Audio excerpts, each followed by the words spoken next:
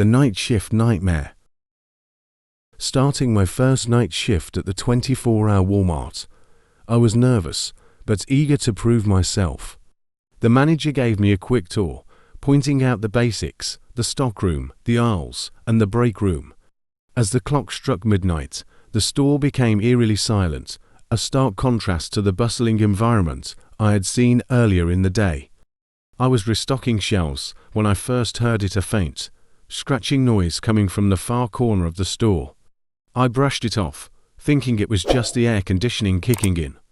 But then, the noise grew louder, more insistent. I decided to check it out. As I walked toward the sound, the aisles seemed to stretch endlessly, each step echoing ominously. I turned a corner and saw a shadowy figure dart behind a shelf. My heart skipped a beat. "Hello, is someone there?" I called out, but there was no response. I shook my head, blaming my imagination, and went back to work. An hour later, curiosity got the better of me. I remembered a rumor I'd heard during orientation about an old, hidden section of the store that had been closed off for years. Supposedly, it was due to unfinished renovations. I decided to find it. I wandered through the back stockroom, pushing aside dusty boxes and cobwebs until I found a rusted metal door partially concealed behind some old shelving units. Taking a deep breath, I pushed it open. A musty smell hit me as I stepped inside, and my flashlight beam cut through the thick darkness, revealing an abandoned section of the store frozen in time. Old mannequins with lifeless eyes stood guard over dusty, outdated merchandise. The air was thick with neglect and something far more sinister. As I explored further, I stumbled upon a series of old, faded missing persons posters pinned to a bulletin board. The dates stretched back over a decade, each face more haunting than the last. My stomach churned as I realized these people had all disappeared from this very store. A sudden noise made me spin around. The door I had come through was now closed. Panic set in as I rushed to open it, but it wouldn't budge. The scratching sound returned, louder and closer this time.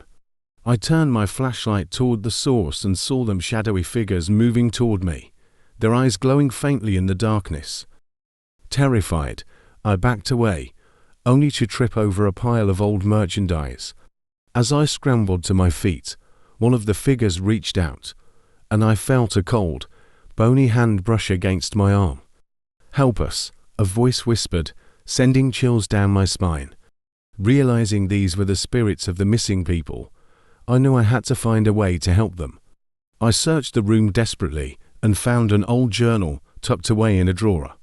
Flipping through its pages, I read about a manager who had been involved in dark, occult practices, using the store as a hunting ground for his twisted rituals. The journal mentioned a ritual to break the curse and free the trapped souls. With trembling hands, I gathered the necessary items: a piece of chalk, a candle, and some salt from the old stock. I drew the symbols described in the journal on the floor and lit the candle, reciting the incantation aloud. The air grew colder, and the shadows closed in around me, but I continued, my voice steady despite the fear gripping my heart. As I finished the ritual, a blinding light filled the room. The shadows screamed and then vanished, leaving behind a profound silence. The door creaked open on its own, and I knew the curse had been lifted. I walked out of the hidden section, my legs shaky, but my spirit relieved. The store seemed brighter, the oppressive atmosphere gone. The missing posters were now just old, faded memories of a dark past. I survived the night shift nightmare, but I knew I'd never look at Walmart the same way again. After that terrifying night, I found it impossible to keep the events from replaying in my mind. Each time I passed that rusted door during my shifts, my skin would prickle with unease. Despite my ordeal, I couldn't shake the feeling that something was left unresolved. A few days later, during another night shift, I noticed an old woman standing near the entrance. Her eyes seemed distant, almost sorrowful, as she scanned the aisles. I approached her, thinking she might need assistance. "Can I help you find something?" ma'am." She turned to me, her eyes sharp and piercing now. "I'm looking for someone. My granddaughter disappeared here years ago." My heart sank. One of the missing people. I hesitated, not sure how to tell her that I might have seen the spirit of her granddaughter. This place. It had a dark history. I began carefully, "I think." The woman interrupted, her voice heavy with grief. "I know, I've felt it. She's not at rest." Her words echoed in my mind long after she left. I decided I needed to find more answers, not just for her, but for myself. During a quiet night shift, I accessed the store's old records, hoping to find more information about the manager involved in the occult practices. As I dug deeper, I discovered his name, Harold Mason. He was fired abruptly, and the incident was hushed up, no doubt to avoid a scandal. But why hadn't anyone ever mentioned it? Suddenly, I felt a chill sweep through the room. I turned, expecting to see one of the shadowy figures from that night, but the room was empty. I realized the cold was coming from the floor. Beneath one of the old desks, I found a trapdoor leading to a hidden basement. With a flashlight in hand, I descended into the dark, damp space. The basement was filled with remnants of the past, old cash registers, mannequins, and a plethora of items no longer in use. In the far corner, I found a small altar, adorned with disturbing symbols and burnt-out candles. This was where Harold Mason had conducted his rituals. As I examined the altar, I found a dusty book bound in leather. Its pages were filled with strange incantations and symbols, but the final page held a note in Mason's handwriting. The spirits must be bound to objects they cherished in life to set them free. Suddenly, the temperature dropped, and I felt the presence of the spirits again. The room filled with faint whispers and fleeting shadows. I knew I had to act fast. I gathered several personal items left in the basement, a child's toy, a locket, a baseball glove, each likely belonging to one of the missing. Back upstairs, I placed these items in the center of the store and drew the same symbols I had used before, reciting the incantation with more determination than fear this time. The lights flickered, and the whispers grew louder, then suddenly ceased. A bright light enveloped the items, and one by one, the spirits of the missing people appeared before me. They looked peaceful now, no longer shadowy figures, but clear, radiant beings. Among them was a young girl, who smiled warmly at me, before they all slowly faded into the light. The oppressive atmosphere that had haunted the store lifted, replaced by a calm, serene energy. I knew the spirits had found peace at last. The next day, the old woman returned. I handed her the locket, her granddaughter's name etched inside. Tears filled her eyes as she clutched it to her chest. "Thank you," she whispered, her voice breaking. "I can feel she's at peace now." As I watched her leave, I knew that my time at Walmart had changed me forever. The dark secrets of the night shift had been unveiled, and with them, the spirits of the past had finally been set free. I could only hope that, in some small way, I had helped to right the wrongs committed within those walls. The cursed clearance items. The excitement in the air was palpable as I pushed my cart through the crowded aisles of Walmart. The clearance sale had drawn everyone in town, including me. With each turn, I saw eager shoppers snatching up deals, their carts overflowing with discounted items. I picked up a beautifully ornate mirror for a steal and a set of vintage-looking kitchen knives that seemed too good to pass up. As I headed to the checkout, a strange feeling washed over me. The air grew colder, and the store's fluorescent lights flickered ominously. I brushed it off, attributing it to the chaotic energy of the sale. That night, after setting up my new mirror in the hallway and placing the knives in the kitchen, the first of the visions came. I saw myself in the mirror, but my reflection was distorted, twisted into a grotesque smile that didn't match my own. A cold shiver ran down my spine. I quickly turned away, trying to shake off the unease. The next morning, I heard from a neighbor who had bought a discounted lamp. She claimed it turned on and off by itself and cast shadows that seemed to move on their own. She laughed it off nervously, but I could see the fear in her eyes. Throughout the day, I received more unsettling stories. A friend who purchased a clearance dress found it covered in dark, inexplicable stains. Another person who had bought an old clock reported hearing whispers in the middle of the night. The bizarre occurrences were too numerous to be mere coincidence. A group of us, drawn together by our shared experiences, decided to investigate. We gathered at my house, the mirror now covered with a sheet. As we compared notes, an older man in our group, Mr. Thompson, revealed an old newspaper clipping he had found. It detailed the store's original owner, a man named Gerald Walton, who was rumored to dabble in dark rituals and was obsessed with the occult.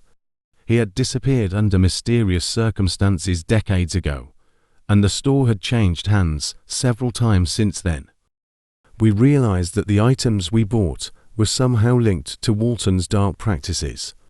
The only way to break the curse, according to the article, was to return the items to the store and burn them in a specific area in the basement, where Walton had performed his rituals. As night fell, we gathered the cursed items and headed back to Walmart. The store, closed and eerily silent, loomed before us. We found an entrance through a back door that Mr. Thompson had managed to unlock. The basement was dark and musty, filled with forgotten stock and broken furniture. Following the instructions from the article, we set up a makeshift pyre and placed the items on it. As the flames rose, the air grew colder, and shadowy figures emerged from the darkness, watching us with hollow eyes.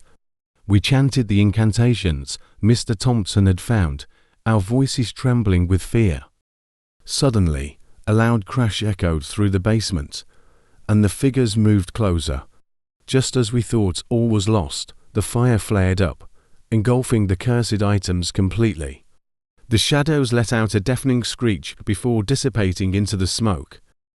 We stumbled out of the basement, our hearts racing.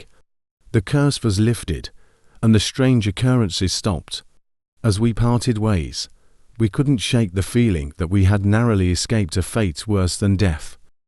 Walmart reopened the next day, the clearance items gone, replaced with new stock, but we knew better than to return. The store held too many dark secrets, and we had no intention of uncovering any more. The relief we felt was fleeting. As the days turned into weeks, the eerie sense of foreboding lingered. Each time I passed by Walmart, a shiver ran down my spine. Despite our successful attempt to break the curse, something about that store felt permanently tainted. One evening, I received a call from Mr. Thompson. His voice was strained, filled with a whirring that made my heart race. "We need to meet. There's something you all need to see tonight." Reluctantly, I agreed.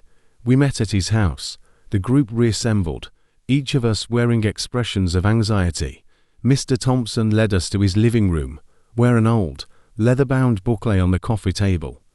"I found this in my attic," he said, his voice barely a whisper. It belonged to Gerald Walton. The book was a journal, filled with disturbing entries detailing Walton's descent into madness. The pages spoke of dark rituals, failed experiments, and an obsession with eternal life. The final entry, dated just days before his disappearance, mentioned a ritual gone wrong, resulting in his soul being bound to the store itself. As we read, the lights in the room flickered, and a chilling wind swept through the house. Shadows danced along the walls, and a sense of dread filled the air. "We broke the curse on the items," Mr. Thompson said, his voice trembling, "but Walton's spirit is still there, trapped in the store. We only weakened him." We realized we needed to find a way to release Walton's spirit entirely. The journal hinted at a final ritual that could break his hold over the store and set him free. But it required us to confront him in the place of his power, in the Walmart. Armed with the knowledge from the journal, We gathered supplies and set out once more for the store. The night was dark and ominous, the air heavy with the promise of danger. We broke in through the same back door, our footsteps echoing in the silent corridors. The store felt different, more oppressive, as if it knew we were there. We made our way to the basement, the shadows thicker, the air colder. At the center of the room, where we had burned the cursed items, we set up for the final ritual. We arranged candles, drew symbols, and prepared to chant the incantations. As we began, the basement filled with an unnatural wind, the flames of the candles flickering wildly. Shadows coalesced into a figure, translucent and twisted, with eyes that glowed with a malevolent light. It was Gerald Walton, his face contorted in rage and pain. Our voices shook as we continued the ritual, the words from the journal blending with our own desperate prayers. Walton's spirit roared, the sound a mix of fury and agony, shaking the very foundations of the store. The shadows writhed, and the air grew so cold we could see our breath. Just as we thought we couldn't go on, a blinding light erupted from the center of the circle, and Walton's spirit let out a final, ear-piercing scream. The shadows dissolved, the cold receded, and the oppressive weight lifted from the store. We collapsed, exhausted but relieved. The basement felt different, lighter. We knew Walton's spirit was finally free, the curse broken for good. We emerged from the store as dawn broke, the first light of day chasing away the remnants of the night's terror. Walmart reopened, and this time, it felt like any other store. The sinister atmosphere was gone, replaced by the mundane hum of daily life. Our lives slowly returned to normal, but we never forgot what happened. We kept the journal, a reminder of the darkness we had faced and the spirits we had freed. The store continued to operate, oblivious shoppers unaware of its dark past, but we knew. And we never returned to Walmart after dark, not wanting to risk awakening whatever other secrets might still lurk in the shadows.